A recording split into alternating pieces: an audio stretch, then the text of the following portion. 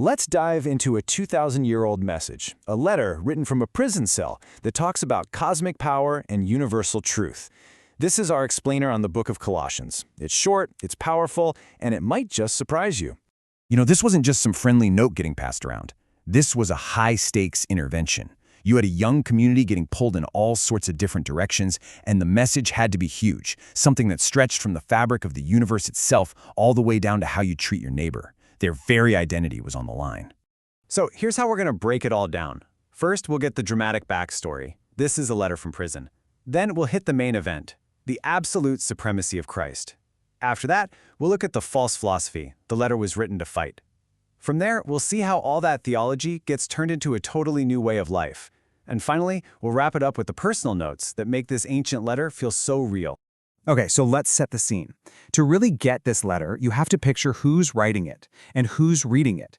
Who were these people? What was going on? The context here is absolutely everything. The letter opens up pretty standard for its time, but the names are key. It's from Paul, the famous apostle, and his partner Timothy, and they're writing to this group of believers in a city called Colossae. Now here's the interesting part. Paul had never actually been there. He's writing to them purely based on what he's heard is going on. And this is the one detail that just changes everything. Right at the very end of the letter, Paul adds this little personal note. Remember my chains. He's not writing from some comfortable study. He's a prisoner of the Roman Empire. So every single word of encouragement, every bold declaration we're about to read is coming from a man in chains. That just gives this letter incredible weight. So with that heavy context in mind, Paul doesn't start by scolding them. Not at all. Instead, he builds this incredible, poetic foundation that's so powerful, scholars call it the Christ hymn. And this isn't just a warm-up. This is the central argument for the entire book. The claims he's making here are just staggering. He says that Jesus is the visible, tangible image of a God nobody can see. And that word firstborn, it doesn't mean the first one created. In this context, it's about rank, about inheritance. It means he has supreme authority over everything in creation. And he doesn't stop there. The scope of that authority is total. The letter argues that Christ isn't just a piece of creation, he's the agent and the very purpose behind it. Everything you can see, rulers, powers, you name it, and everything you can't was all created through him, and ultimately it all exists for him. Then he brings this huge cosmic idea right down to a personal level. Not only is Christ supreme over the entire universe, he's also the head of this new community, the church. The whole point, that in everything, absolutely everything, he would be recognized as number one. So, if you take one thing away from this section, it's this. Paul is establishing, without a doubt, that Christ is completely sufficient and supreme over everything you can see and everything you can't. Now, this isn't just some abstract theology lesson. It's the laser-focused answer to a very specific problem they were having. So, what was that problem? And that brings us right to the central conflict. Why did Paul feel the need to write this incredibly powerful high-level argument about Christ? Well, it's because the Colossians were dealing with some really confusing and deceptive ideas. Really, why go to all this trouble? Why this massive theological argument about Christ's total supremacy?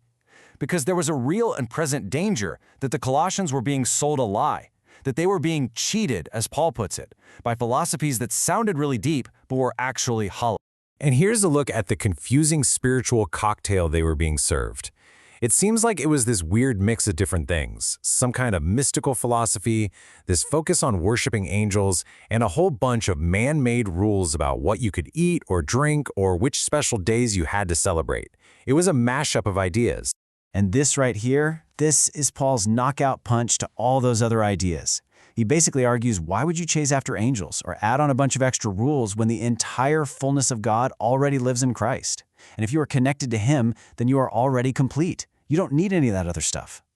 So, after laying out this massive truth and taking down the false ideas, the letter just shifts gears. It moves from what to believe to so how do you live? The argument is really simple. If Christ is truly supreme, then that truth has to change every single thing about your daily life. The logic just flows perfectly. Because you've been united with this all-sufficient Christ, the old way of life, the old you, is basically over. It's time to start living out the new reality. And Paul uses this fantastic metaphor here. It's like taking off your old dirty clothes and putting on a brand new set. On the put-off list, you've got things like anger, malice, and lying. But on the put-on list, you have all these virtues like kindness, humility, and forgiveness. And the thing that holds it all together? Love, which the letter calls the bond of perfection. And look, this new way of living wasn't just some private internal feeling. No, it was meant to radically change the most basic social structures of their time. The letter gives specific instructions for how this new life should look in the home, between husbands and wives, parents and kids, and even between masters and bondservants, which was a deeply challenging idea designed to bring human dignity into a very unjust system. Okay, so now we come to the end of the letter. This is where Paul gives some final, really practical advice and sends personal greetings that just remind us these were real people with real relationships. He leaves them with 4 final commands that are super practical. First, be devoted to prayer. Second, act wisely with people on the outside. Be smart about how you engage with the world. Third, make sure what you say is full of grace, seasoned with salt, he says, to make it both appealing and true. And finally, hey, don't keep this message to yourselves. Share it with the church in the next town over. And the end of the letter is just filled with all these names. It really reminds you that this was an actual message carried by real people. Tychicus is the guy delivering it. Onesimus, who is the whole subject of another of Paul's letters, is with him. We even see familiar names like Mark and Luke, the beloved physician. This wasn't some abstract essay. It was a letter for a living, breathing community.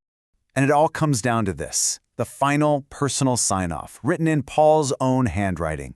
And he ends right where we began, with that stark, powerful reminder of his reality, remember my chains, and a simple blessing of grace. And so, the letter leaves us with the very same challenge it gave the Colossians 2,000 years ago. It's a question pulled right from the 3rd chapter. In a world just saturated with earthly distractions, competing ideas, and endless rules for how to be better, Paul's challenge still rings true. What does it actually mean to set your mind on things above?